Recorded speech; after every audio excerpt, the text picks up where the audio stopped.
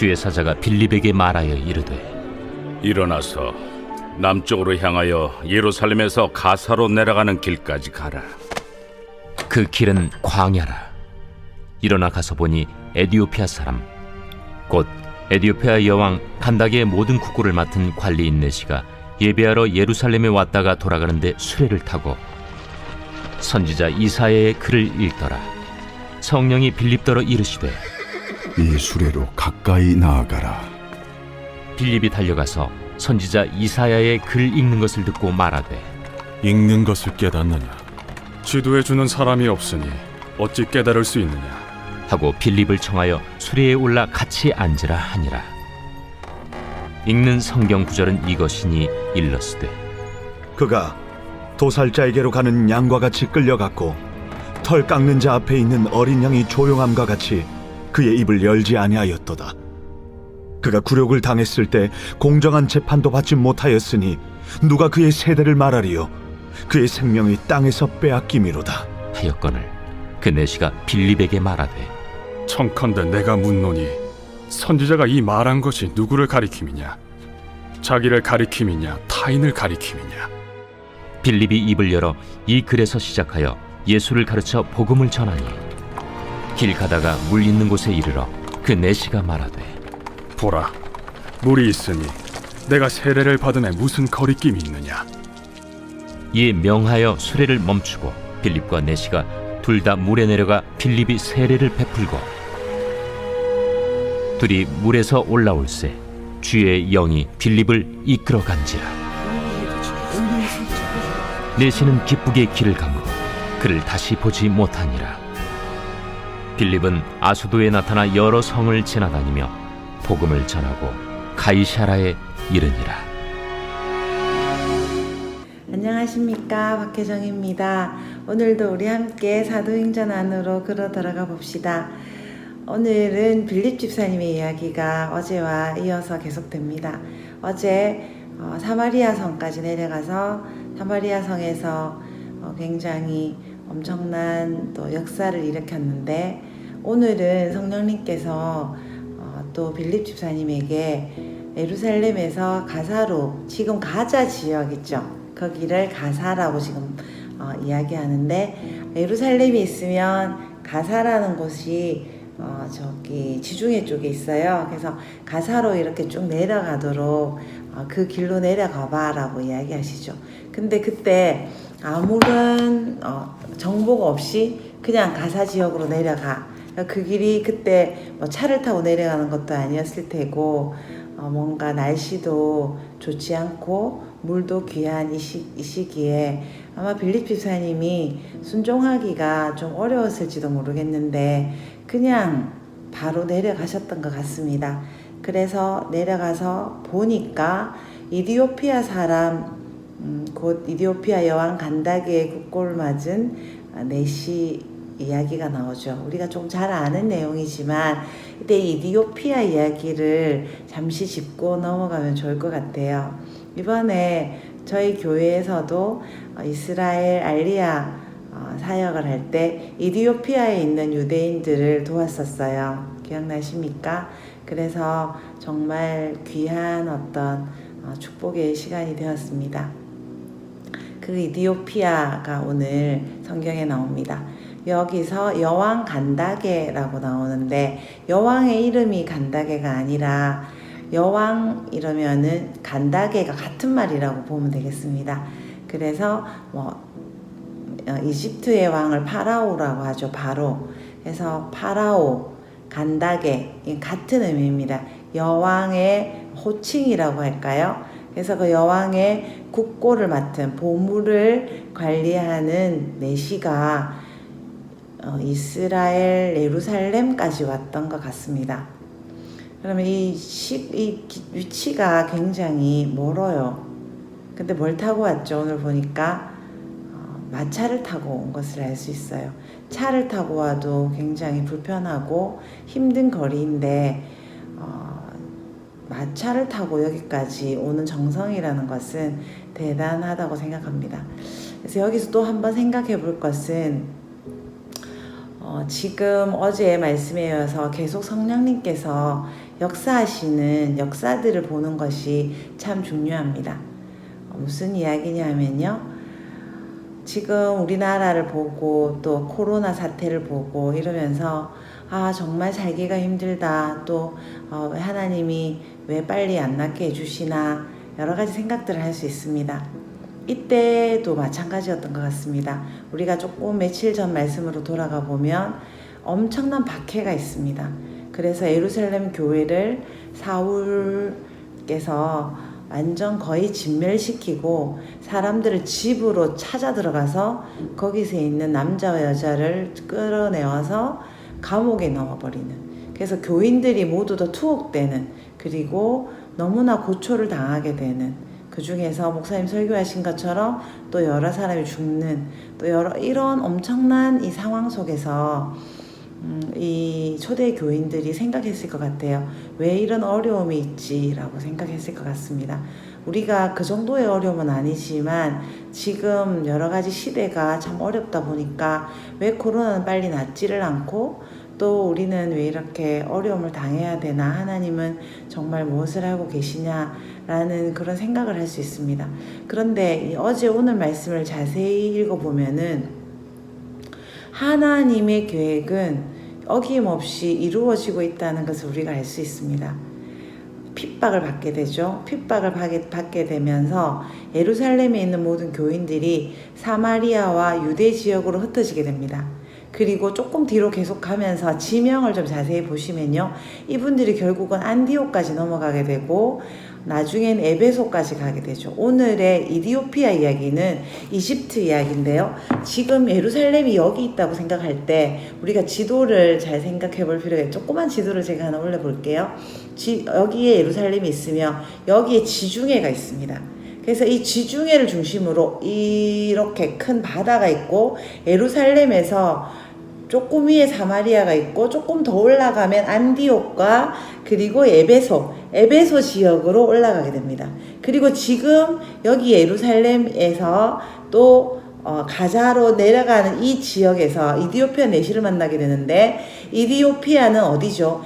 여기가 예루살렘이라고 생각하면 완전 밑으로 쭉 내려가서 차로도 6시간, 7시간 더 내려가면 이집트가 있고요. 아프리카를 만나게 됩니다.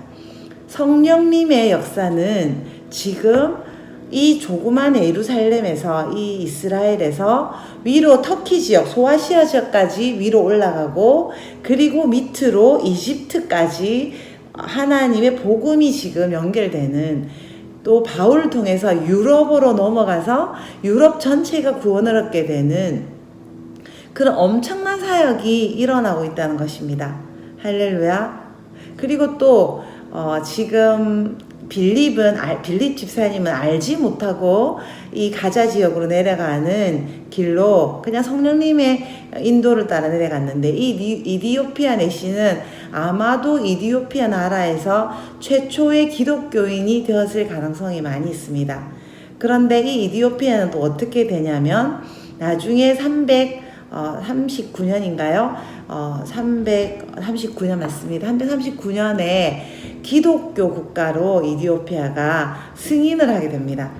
이쪽에서는 세계 첫 번째라고 하기도 하고 세 번째라고 하기도 할 정도로 굉장히 빠르고 로마보다 훨씬 더 빠르게 기독교를 국교로 승인한 나라가 되는 거죠. 할렐루야. 하나님께서는 지금 우리는 고통을 당하고 있는 이 코로나 시국에도 불구하고 성령님의 역사는 계속되고 있고 하나님의 일은 계속 성취되고 있다는 것을 이 성경을 보면서 우리가 믿었으면 좋겠습니다. 믿음의 눈으로 드론을 띄워서 우리가 그 길에서 보는 것이 아니라 그 위에서 길을 바라보는 것처럼 성경을 보면서 우리의 이 현실 볼 수 있는 눈을 기르게 되는 좋은 시간이 되기를 간절히 소원합니다. 우리는 지금 이 현실, 내가 이 어려움을 당하는 것만 보고 있지만 우리의 믿음의 눈을 들어서 하나님의 눈으로 이 일을 볼 때 우리의 고민과 우리의 어려움은 어려움이 아니라 기근 중에도 부호가 되는 정말 복을, 그런 어려움 중에서도 전혀 어려움의 영향을 받지 않는 귀한 기적의 주인공이 우리가 될 수 있는 것이죠. 할렐루야. 그리고 이디오피아 얘기를 조금 더 하면요. 이 이디오피아 내시가 여기에 지금 올 수 있었던 구체적인 이유에 대해서 우리가 알 수 없죠. 뭔가 사절단으로 왔는지 개인적인 자격으로 왔는지 모르지만 이분이 유대인의 자격이 있었다라는 걸 알 수 있어요. 집회에 참석할 수 있었던 걸 보면요.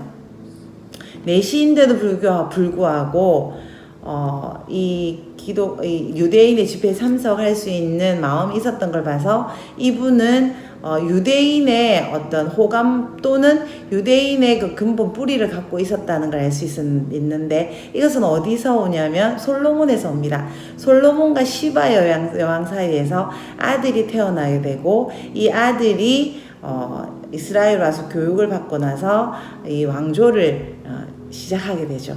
그래서 이때 이분들이 유대인들과 굉장히 친밀, 왜냐하면 솔로몬의 자손이겠다 보니까 유대인의 정체성을 갖게 되고 이분들이 거의 3,000년간 이 유대교 정신을 이어오고 또 이때 이디오피아 내시를 통해서 전해졌을 거로 짐작되는 이 기독교의 면면을 이어오다가 지금 2000년이 지난 지금에도 기독교 정신으로 기독교인으로 살고 있고 우리가 얼마 전에 이분들을 이스라엘로 알리야하는 사역에 헌금을 하게 됩니다. 우리가 또 다음에 기회가 지금 있을 때 하나님 좀 마음을 주실 때 한 번, 두 번 계속 이 이디오피아를 계속 돕는 일을 했으면 좋겠다는 마음이 있습니다. 이디오피아 유대인들, 특히 기독교인 유대인들을 이스라엘로 돌아오게 하는 그런 귀한 일에 우리가 사용되고 있고 또 앞으로도 이걸 위해서 기도하면 좋겠습니다.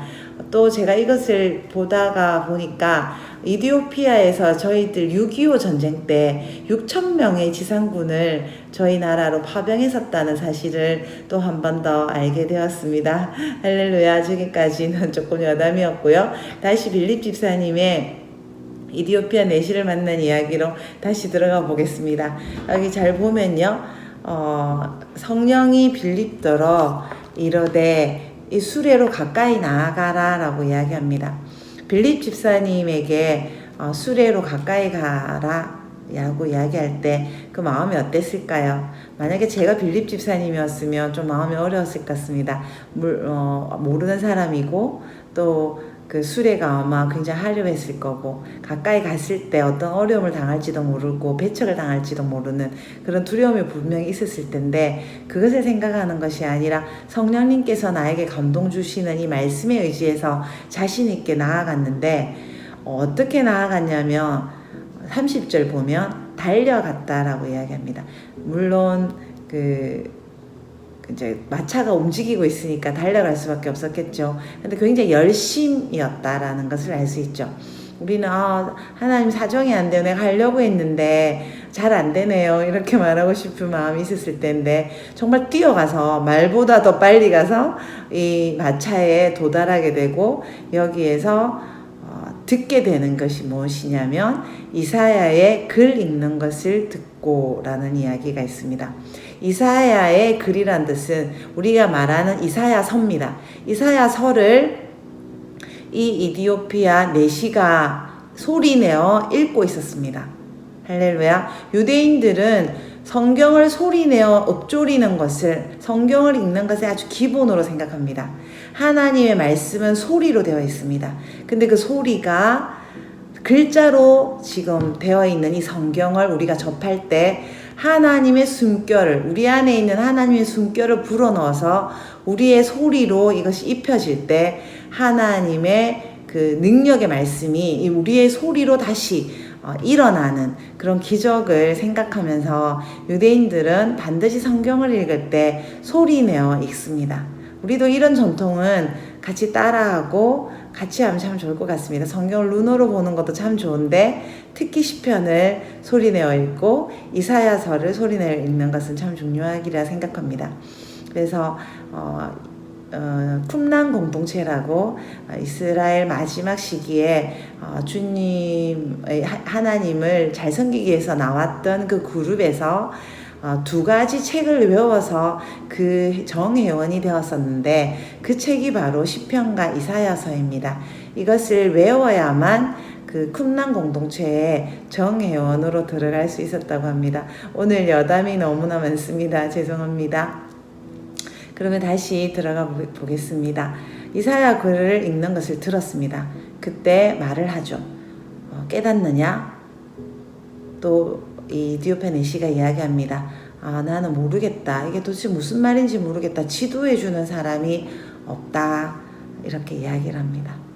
우리가 성경을 읽을 때 누군가가 우리를 지도해 주는 게 참 필요한데 저희들에게는 이런 매일 말씀도 있고 그리고 또 사랑하는 담임 목사님께서 또 많은 부교육자들이 이 말씀을 지도해 주시는 것, 이 이단에 빠질 수 있는 이 어려운 시기에 정말 금보다 더 귀한 말씀을 지도해 주시는 것을 우리가 받을 수 있는 것이 얼마나 귀하고 감사한 일인지 생각하는 시간이 되기를 축복합니다. 그때 성경 구절은 이것이니 일렀어되 라고 나오는 말씀은 어디의 말씀인가요? 네, 맞습니다. 이사야서 53장 7절과 8절의 말씀입니다. 누구에 대한 말씀입니까? 예수님에 대한 말씀입니다. 그가 도살자에게로 가는 양과 같이 끌려갔고 어린 양이 조용함과 같이 그 입을 열지 않았고 그리고 그가 굴욕을 당해서 공정한 재판도 받지 못했다. 누가 그의 후손까지 말할 수 있느냐? 왜냐하면 이분은 죽어버렸다. 이런 내용의 성경 구절을 읽고 있었죠. 이때 내시가 너무나 궁금해서 물어봅니다. 도대체 이분이 누구입니까? 이사야 선지자를 말합니까? 아니면 또 다른 분을 말합니까? 물어봅니다. 지금 6월절을 참석하러 에디오피아 내시가 왔습니다. 그리고 오순절까지 지나고 내려가는 이 시간. 그러면 이 에디오피아 내시는 분명히 예수님께서 십자가에 처형당한 이야기를 들었을 것입니다. 물론 왜곡된 정보였겠지만 어떤 일이 이 예루살렘에서 일어났고 무언가가 혼란스러운 그런 정보들을 많이 받았을 가능성이 많습니다. 그리고 그것에 대해서 좀 궁금하게 생각했을 가능성도 많죠. 그래서 더 빨리 이 말씀을 이해하지 않았나 생각합니다. 그때 당시에 예수님이 돌아가시고 십자가에 돌아가시고 부활하시며 또 이 엄청난 성령의 역사 120명이 마가다락방에 성령을 받고 온 동네가 떠들썩하게 방언을 하고 그 다음에 많은 사람들이 물건을 서로 통용하고 그리고 엄청난 회심의 역사가 5,000명이 믿고 제사장 그룹이 돌아오는 이 일들을 에디오피아 내시가 몰랐던 일이 없다고 생각합니다.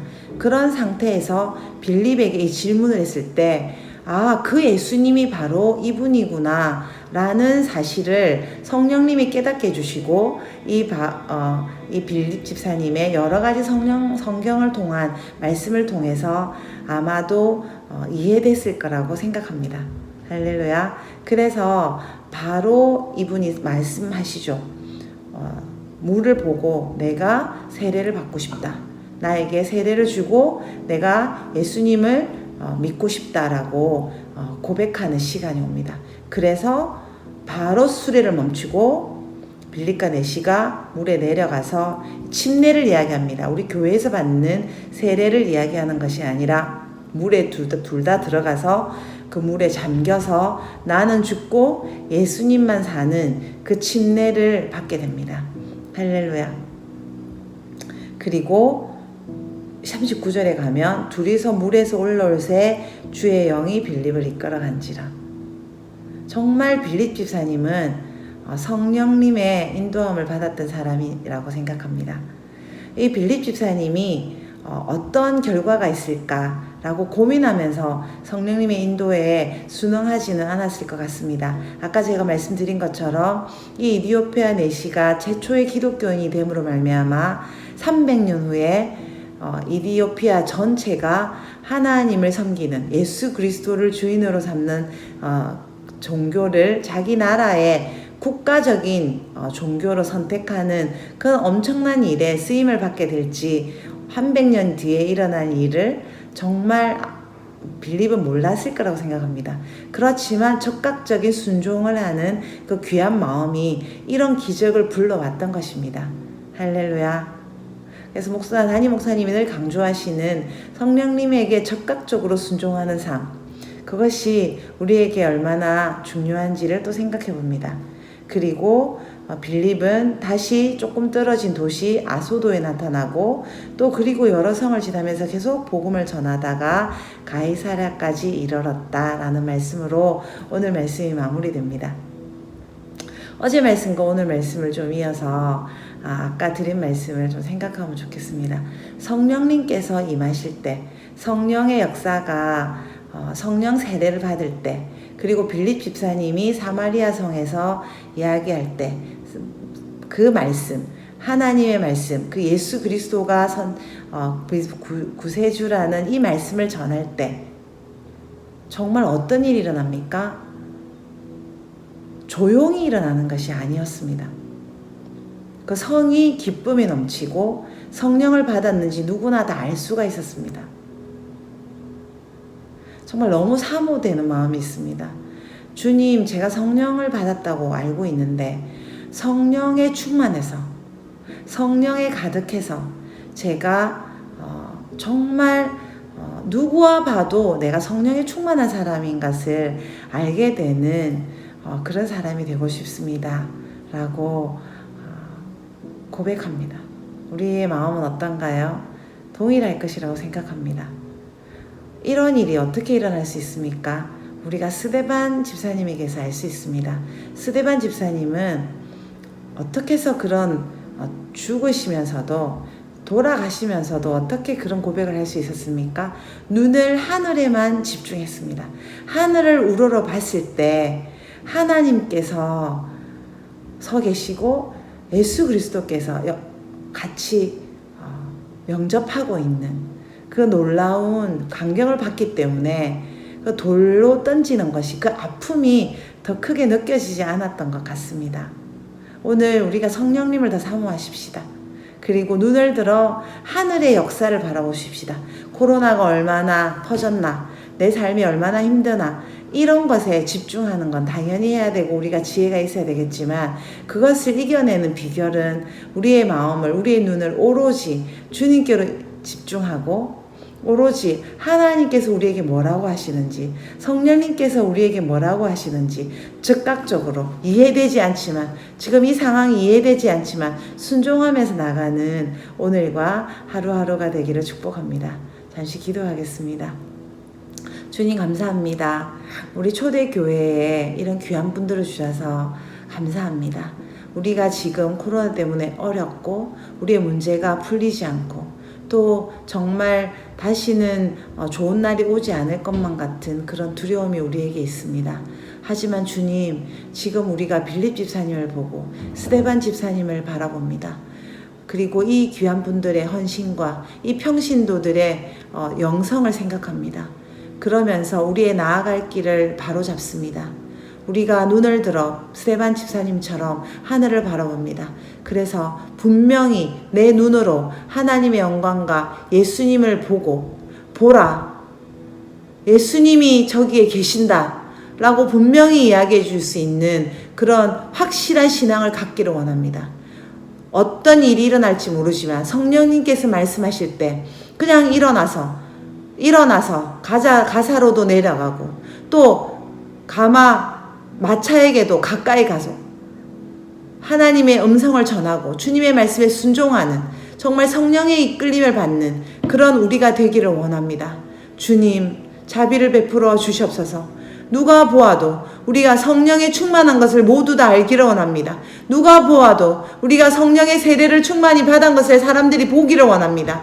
주님, 확실한 사람이 되기를 원합니다. 이렇게 할까 저렇게 할까 고민하는 사람이 아니라 정말 하나님께 온전히 매인받은, 주님만 바라보며 온전히 주님께 올인하는 그런 사람이 되기를 원합니다. 그렇게 할 때 주님이 우리를 외면하시지 않으실 것이며, 이 어려운 시기를 정말 아름답게 누구보다 더 풍성하게 이겨낼 것을 믿습니다. 기근 중에 부자가 된 그런 놀라운 기적의 주인공이 우리가 될 것을 믿고 감사드리며 어떤 상황 속에서도 건강을 지켜주실 것을 인하여 감사드립니다. 이런 은혜를 주신 예수 그리스도의 보혈을 인하여 감사드리고 우리에게 그 예수님을 통하여 하나님의 아들의 자격을 주신 그 놀라운 은혜를 감사드립니다. 찬양합니다. 모든 영광 받아 주시옵소서. 우리의 가족과 한국과 온 세계를 붙들어 주시옵소서. 오로지 하나님의 영광만 드러나게, 하나님의 뜻만 드러나게 하시옵소서. 그렇게 하고 계신 주님을 찬양합니다. 예수님 이름으로 기도드렸습니다. 아멘. 오늘도 화이팅입니다. 사랑합니다. 축복합니다.